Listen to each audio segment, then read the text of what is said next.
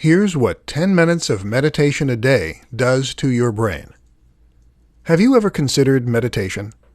This is a simple exercise that anyone can try, and that has been shown by a ton of evidence to have significant and profound health benefits. And guess what? In order to experience the benefits to their fullest, you don't need to spend hours a day sat in the lotus position. You can meditate for just 10 minutes a day, or even less, and still see some profound changes. Listen to the rest of this presentation, and I'll share some of those profound changes with you. And trust me, they're going to blow your mind. 1. Cortical thickness. First, meditation has been shown to increase cortical thickness in the key frontal regions of the brain.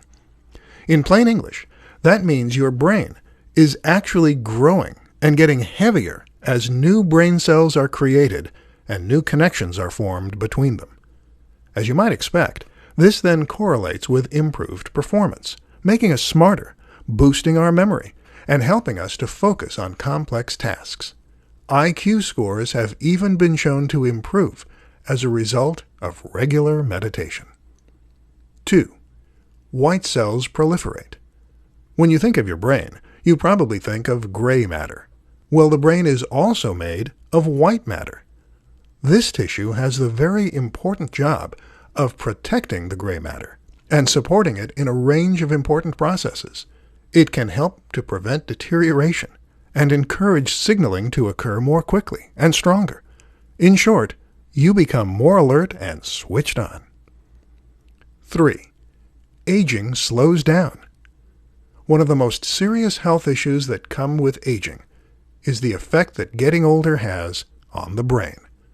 We all know memory is impaired as we age, and we can become more forgetful and absent-minded.